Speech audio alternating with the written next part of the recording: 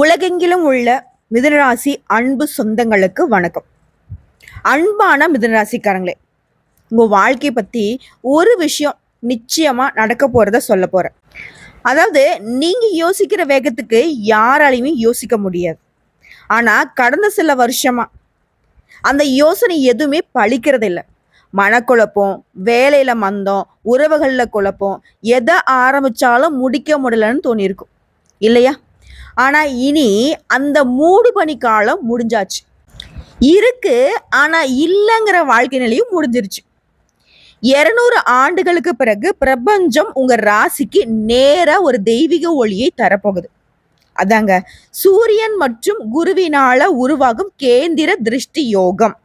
சூரியனுடைய ஒளியும் குருவின் ஞானம் இரண்டுமே உங்க வாழ்க்கையை புதிய திசைக்கு தள்ள போகுது. தீபாவளினா என்னங்க? வெளிச்சத்தின் பண்டிகை. அந்த நாளில் தாங்க இந்த கேந்திர யோகம் உருவாகுது. இதனால இந்த யோகம்ங்கிறது உங்க வாழ்க்கையில அதிர்ஷ்டத்துடைய தீபத்தை ஏற்றி வைக்க போகுது. உங்க மனசு, உடைய தொழில், உடைய உறவுகள் மூன்றிலுமே ஒரு புதிய உயிர் வரப்போகுது. உயிரிழந்து நடப்போன மாதிரி வாழ்க்கை இருக்குப்பா, எதுவுமே சிறப்பா இல்லைன்னு சொல்லக்கூடிய மிதுனராசிக்கு இனி புதுசா நீங்க பிறந்து வந்த மாதிரி அப்படி ஒரு அதிர்ஷ்டகரமான வாழ்க்கை அமைய போகுது. மிதுனராசிக்காரங்களே, இது ஒரு சாதாரண ஜோதிட யோகம் இல்ல. எப்போ வரக்கூடிய அந்த யோகம் இந்த யோகம் அதெல்லாம் கிடையாது. 25 வருஷம் 30 வருஷம் அப்படி கூட கிடையாது. 200 ஆண்டுகளுக்கு பிறகுதான் இந்த குருவும் இந்த சூரியனும் இதே தீபாவளி அன்னைக்கு இந்த தீப திருநாள்ல முன்னாடி இருந்திருக்காங்க. அதனால அந்த யோகம் உருவாகி இருக்கு. அந்த யோகம் இந்த 200 ஆண்டுகள் கழித்து இந்த தீபாவளி அப்போ உருவாகுது. இதனால எல்லா ராசிக்காரர்களுக்குமே அதிர்ஷ்டம் உண்டு. இதுல குறிப்பா மிதுன ராசிக்கு பேரதிர்ஷ்டம்னு சொல்லலாம். ஸோ உங்களுடைய கனவுகள் எல்லாமே நிஜமாக போகுது. உங்க வாழ்க்கையை ஒளிர வைக்க ஒரு தெய்வீக திருப்பம் இப்போ கிடைக்க போகுது. சரி வாங்க, இப்போ இந்த கேந்திர திருஷ்டி யோகம் உங்க ராசிக்கு எந்த மாதிரியான அதிசய பலன்களை தரப்போகுது, எந்த மாதிரியான துறைகளில் நீங்க உயர்வை பார்க்க போறீங்க, இது எல்லாத்தையும் முழுசா பார்க்கலாம். இப்போ இந்த சூரியனும் குருவும் எந்த இடத்துல இருக்காங்க, அந்த கேந்திர பார்வை மிதுன ராசிக்கு என்ன பலன் தருது, தொழில, கல்வியில, குடும்பத்துல, பொருளாதாரத்துல, இப்படி எல்லா விதங்களையும் என்ன மாதிரியான அதிர்ஷ்ட மாற்றம் வரப்போகுது பார்ப்போமா? அதுக்கு முன்னாடி நம்ம வாழ்க்கையில வெளிச்சத்தை தரக்கூடிய, நம்ம வாழ்க்கைக்கு ஒரு திருப்பு முனையை தரக்கூடிய, நம்முடைய வாழ்க்கைக்கு இத்தனை காலமா இல்லாத ஒரு அதிர்ஷ்டத்தை தரக்கூடிய குருவையும் சூரிய பகவானையும் வணங்கி இந்த பதிவை நம்ம தொடங்கும். ஸோ இந்த பதிவை பார்க்கக்கூடிய இந்த தருணத்தில் மிதுன ராசிக்காரங்களே, இந்த பதிவு உங்களுக்கு வெளிச்சத்தை கண்டிப்பா உருவாக்குங்கிறத நம்பிக்கையோட வச்சுக்கோங்க. இப்போ மனதார ஓம் சூர்யாய நமக, ஓம் குரு பகவானே போற்றி போற்றி, இந்த 2 தெய்வங்களுடைய மந்திரத்தை 3 முறை உச்சரிங்க. முடிஞ்ச கமெண்ட் பாக்ஸ்ல எழுதுங்க. ஏன் அப்படின்னா இந்த அதிர்ஷ்டங்கள் உங்களுக்கு வேலை செய்ய ஆரம்பிக்கும். உங்க மனசுல உங்களுடைய வாயார நீங்க அந்த வார்த்தைகளை சொல்லும் பொழுது உங்களுக்குள்ளாக இருந்தே அந்த அதிர்ஷ்டங்கள் தொடங்குது. இதை உறுதிப்படுத்தக்கூடிய வகையில தான் இதை நான் சொல்றேன். புரியுதுங்களா? இப்போ இந்த 200 ஆண்டுகளுக்கு பிறகு தீபாவளியில உருவாகும் சூரியன் மற்றும் குருவினால இந்த கேந்திர திருஷ்டி யோகம் மிதுன ராசிக்காரர்களுக்கு அதிர்ஷ்டத்துடைய கதவை திறந்து வைக்க போகுது. அன்பான மிதுன ராசிக்காரங்களே, நீங்க எப்பவுமே யோசிக்கிறதுல கில்லாடிங்க, அதி புத்திசாலிங்க கூட. ஆனா சில காலமா என்னதான் நம்ம புத்திசாலியா அறிவாளியா யோசிச்சாலும் திட்டம் போட்டாலும் என்ன பண்ணாலும் கரெக்டா தொடங்குது, சரியா போகிற மாதிரி தான் இருக்கு. ஆனா முடிவு என்னமோ நமக்கு ஒன்றும் இல்லாம தான் முடிஞ்சு போகுது. மண்ணோட மண்ணா போகுது, வீண் முயற்சியா போகுது, விரைய செலவா போகுது. ஒன்றுத்துலையுமே நல்ல மாற்றமே இல்லை இல்லையா? இப்போ மிதுனராசிக்காரங்க மாற்றம்னா என்னன்னு கேள்வி கேட்கக்கூடிய அளவுக்கு வந்துட்டீங்க. மற்றவனுடைய வாழ்க்கைக்கு நல்லதொரு மாற்றத்தை தரக்கூடிய இடத்துல இருந்த நீங்க இப்போ உங்க வாழ்க்கையே பார்த்தீங்கன்னாக்க கேள்விக்குறியா நிக்குது. ஸோ முழுசா எதையுமே செய்யவும் முடியல, புரிஞ்சுக்கவும் முடியல, ஏன் வாழ்றோன்ற அளவுக்கு ஒரு வெறுத்து போன வாழ்க்கையும் மிதுன ராசி வாழ்ந்துகிட்டு இருக்கு. ஆனா இந்த தீபாவளி அந்த மர்ம விஷயங்களுக்கு, குழப்பங்களுக்கு ஒரு வித்தியாசமான பரிசு தரப்போகுது இந்த புத்திசாலியான மிதுன ராசிக்காரர்களுக்கு. இந்த 200 ஆண்டுகளுக்கு பிறகு உருவாகும் இந்த அரிதான தெய்வீக அமைப்பு சூரியன் குருவின் கேந்திர திருஷ்டி யோகம் சாதாரண யோகமா உங்களுக்கு இல்லை. இது உங்க மனசுல, உங்க வாழ்க்கையில, உங்க விதியில வெளிச்சம் காட்டக்கூடிய யோகம்ங்கிறத மறந்துடாதீங்க. ஸோ இதனால சத்தியமா உங்க வாழ்க்கையில நல்லதொரு மாற்றம் வரப்போகுது. இது அந்த தெய்வம் தரக்கூடிய சத்தியம். வாங்க, இந்த யோகம் உங்களுக்கு எப்படிப்பட்ட மாற்றத்தை கொடுக்க போகுது நிதானமா சொல்றேன். நிறைய விஷயங்கள் உள்ளர்த்தங்கள் இருக்கும். இந்த பதிவை ஸ்கிப் பண்ணாம பாருங்க. அதாவது தீபாவளி அப்படின்னாவே செலவு, கஷ்டம், நாமெல்லாம் என்னைக்கு நல்லா இருக்க போறோம் அப்படின்னு யோசிச்ச உங்களுக்கு இந்த தீப திருநாள்ல இருந்து சந்தோஷமான வாழ்க்கை தொடக்கமாகுது. அந்த நம்பிக்கையோட இந்த பதிவை தொடர்ந்து பாருங்க. முதல்ல திருஷ்டினா என்னங்க? பார்வை. கண் திருஷ்டின்னு சொல்லுவோம் இல்லையா? கண் பார்வை தான். பொல்லாத கண்ணுப்பா அப்படின்னு சொல்லுவோம் இல்லையா? அதுதான். கேந்திரம் அப்படின்னாக்க நம்மளோட வாழ்க்கையில் இருக்கக்கூடிய 4 முக்கிய தூண்கள். இப்போ தனிநபர் ஒருத்தர் இருக்காங்க அப்படின்னாக்கா அவங்களுக்கு 1ஆம் பாவம், குடும்பம் 4ஆம் பாவம், உறவு 7ஆம் பாவம், தொழில் 10ஆம் பாவம். இந்த 4 பாவங்களும் இந்த யோகத்தால வலுப்பெறுவது, மாற்றமாகிறது, இதெல்லாம் தப்பா இருந்தா கூட அதை சரி பண்றது தான். சூரியன் அப்படின்னாக்கா ஆற்றல், குரு அப்படின்னாக்கா ஞானம். இருவருமே கேந்திர திசையில ஒருத்தரை ஒருத்தர் பார்க்கிறது ஒரு சமநிலை சக்தியை உருவாக்குது. அந்த சக்தி உங்களுடைய மன வலிமையும் நீங்க முடிவெடுக்கக்கூடிய திறனையும் அதிகப்படுத்துது. ஸோ மிதுன ராசிக்காரங்க ஒரு புத்திசாலி தான். ஆனா இதனால வரைக்கும் அதிர்ஷ்டம் ஒர்க் ஆகல. ஆனா இனி இந்த புத்திசாலி ராசிகளுக்கு அதிர்ஷ்டத்துடைய யோகம் பலிக்க போகுது. இந்த தீபாவளியில சூரியன் துலாம் ராசியில இருக்காரு, 5ஆம் பாவம். குரு ரிஷப ராசியில இருக்காரு, 12ஆம் பாவம். இது மிதுனத்திற்கு. ஸோ இதனால சூரியனுடைய பார்வை 90 டிகிரி கோணத்துல தொட்டு போகும். இது மிதுன ராசிக்கு மனசுல இருந்த பயம், குழப்பம், தாமதம் எல்லாத்தையுமே கரைய வைக்க போகுது. எல்லாமே விலக போகுது. எதெல்லாம் உங்களுக்கு சரி இல்லையோ அதெல்லாம் சரியாகும். எதெல்லாம் உங்களுக்கு தேவை இல்லையோ அதெல்லாம் விலகி போகும்.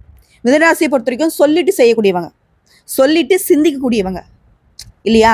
இந்த யோகம்ங்கிறது உங்களை சிந்தித்து சொல்ல வைக்குது.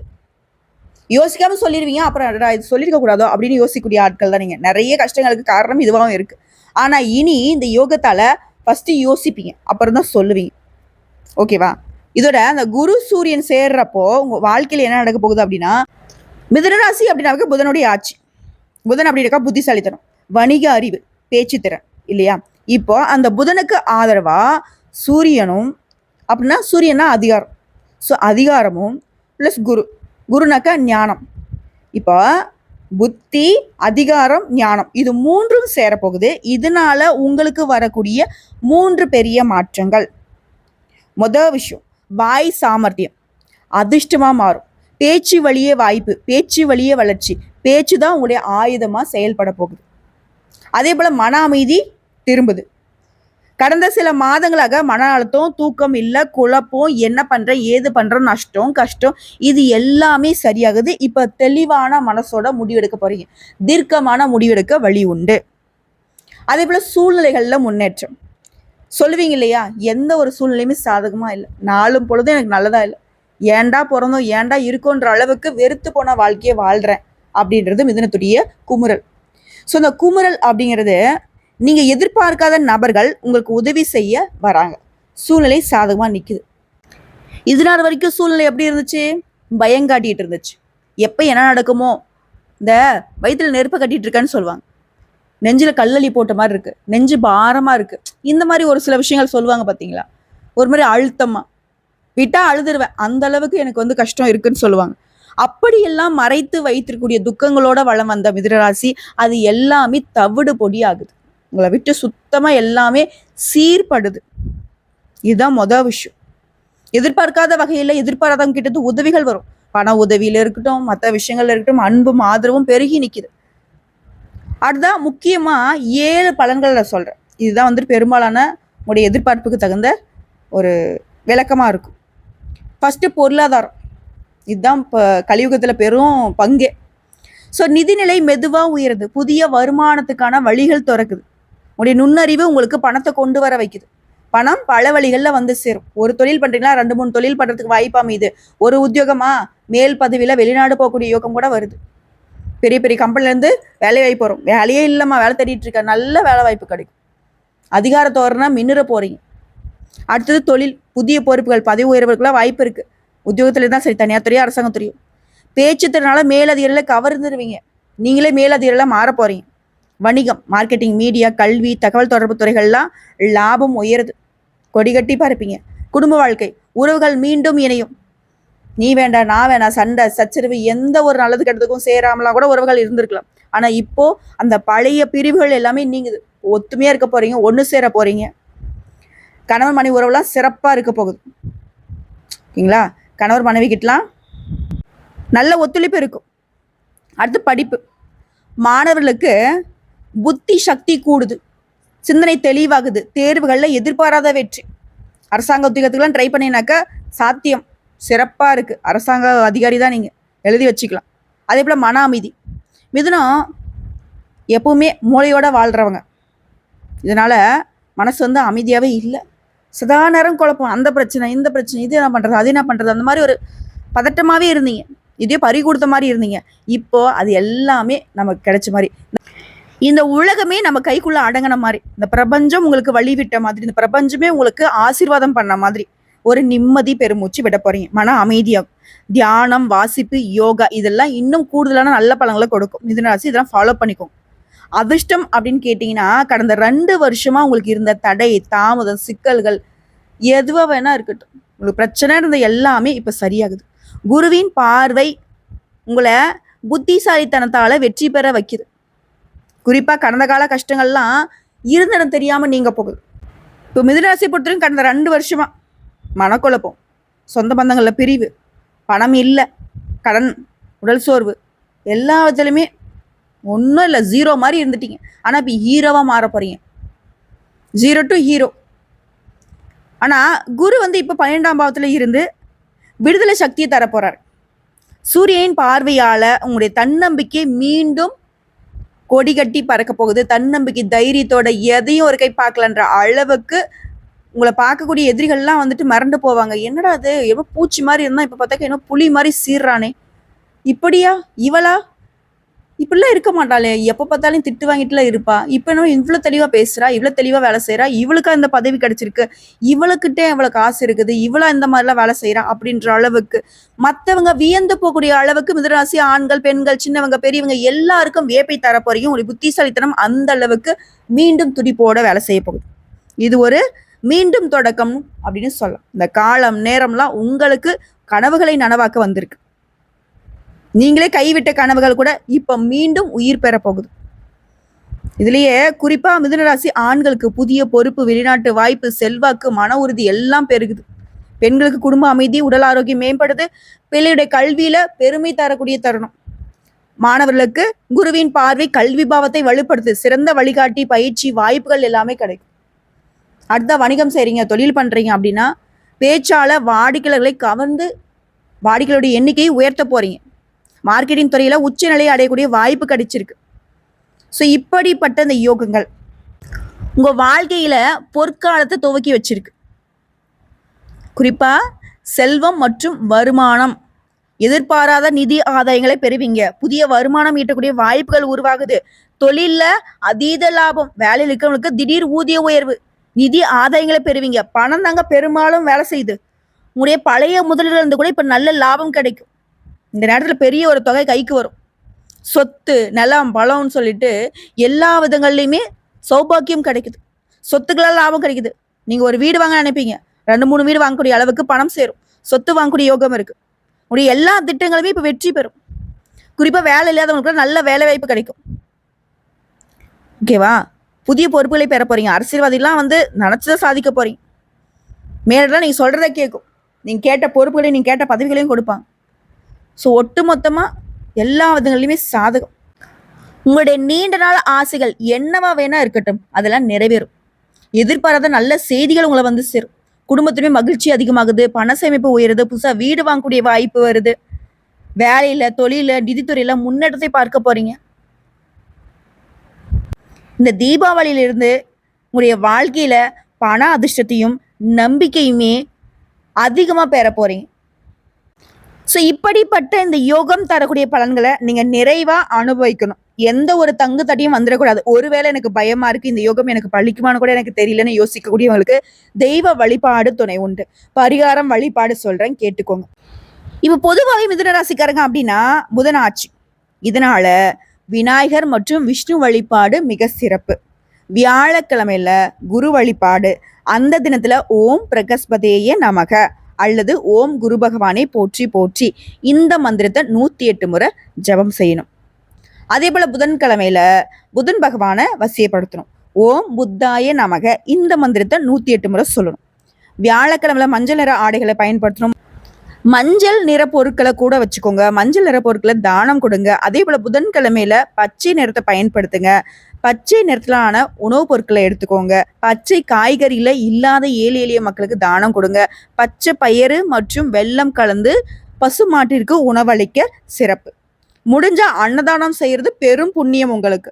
இந்த அதிர்ஷ்டத்தை பல மடங்கு மேம்படுத்தணும் அப்படின்னாக்கா புதன்கிழமையில கொஞ்சமாவது பச்சை பயிரோ பழமோ தானம் பண்ணுங்க. உங்களால முடிஞ்ச அளவுக்கு ஒருத்தருக்கோ 10 பேருக்கோ அன்னதானம் செய்யறதுமே சிறப்பு. இதோட ஏதாவது கோயிலுக்கு போனா சிறப்பா இருக்குமா அப்படின்னு கேட்டீங்கன்னா, காஞ்சிபுரம் வரதராஜ பெருமாள் கோயில், ஆலங்குடி குரு பகவான் ஆலயம், இந்த 2 இடங்களும் உங்களுக்கு மிகுந்த நல்ல பலன்களை தரக்கூடிய திவ்ய தேசங்கள். ஓகேவா?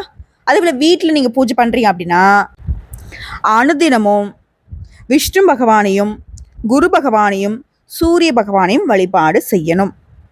ஸோ அன்பான மிதுனராசிக்காரங்களே, நீங்க எப்பவுமே இரட்டை மனநிலையில வாழக்கூடியவங்க.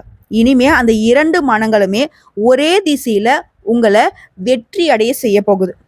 குருவின் ஞானமும் சூரியனின் ஒளியும் சேர்ந்திருக்கே, அது உங்க வாழ்க்கைய வெளிச்சத்தால நிரப்பாம விடாது. மிதுனராசினா புத்திசாலி, இப்போ அதிர்ஷ்டமும் உங்க பக்கம்தான். ஓகேங்களா? சிறப்பா இருப்போம். மிதுனராசினா சும்மாவா அப்படின்ற அளவுக்கு செம்மையா வாழ்ந்து காட்ட போறோம். எல்லாமே சிறப்பா மாறப்போகுது. சரிங்களா? ரொம்ப நல்லா இருக்க போறீங்க. தீப ஒளிங்கிறது மற்றவங்களுக்கு தீபாவளியே என்னவோ, அதான் மிதுனத்திற்கு சர வெடிதான். ரொம்ப அற்புதமான தீபாவளி. சரிங்களா? ஸோ அந்த வீடியோ பிடிச்சிருந்தா வீடியோக்கு ஒரு லைக் பண்ணுங்க. நம்ம சேனலை சப்ஸ்கிரைப் பண்ணி வச்சுக்கோங்க. மேலும் பிடிக்கினாக்கா ஃப்ரெண்ட்ஸ் அண்ட் ஃபேமிலிக்கு ஷேர் பண்ணுங்க. பர்டிகுலராக நீங்கள் மிதுன ராசியில எந்த நட்சத்திரத்தை சேர்ந்தவங்க, இந்த பதிவுங்கிறது மிதுன ராசி, மிதுன லக்னம், மிதுன ராசி கூட ஒவ்வொரு நட்சத்திரத்துக்குமே பொருத்தமாகும். நீங்க மிதுன ராசி அப்படின்னாக்க நான் மிதுனம் இந்த நட்சத்திரம் அப்படின்னு சொல்லிட்டு நீங்க எழுதுங்க. இது உங்க பெயருக்கு அதிர்ஷ்டத்தை ஒளிரூட்டும். இந்த கமெண்ட் பாக்ஸில் நீங்க எழுதக்கூடிய விஷயங்கள் புரிஞ்சுதுங்களா? அதாவது உள்ளதை உள்ளபடி அழுத்தம் திருத்தமாக உண்மையும் உழைப்பையும் கொண்ட மிதுன ராசிக்கு, புத்திசாலிகளுக்கு அதிகாரமும் அறிவும் சேர்ந்து அதிர்ஷ்டத்தை உங்க பக்கத்துல கொண்டு வந்து விட்டுருச்சு. அதை சேர்த்து வச்சுக்கிறதும் இல்லை விலக்கி வைக்கிறதும் உங்க பொறுப்பு. ஆனா அதிர்ஷ்ட காத்து உங்க பக்கம்தான். வாழ்த்துக்கள். வாழ்க வளமுடன். இப்பயே சொல்லிடுறேங்க, தீப திருநாள் நல்வாழ்த்துக்கள். ஏன்னா அன்னிலிருந்து உங்களுக்கு வெளிச்சம் ஆரம்பம். நன்றிங்க.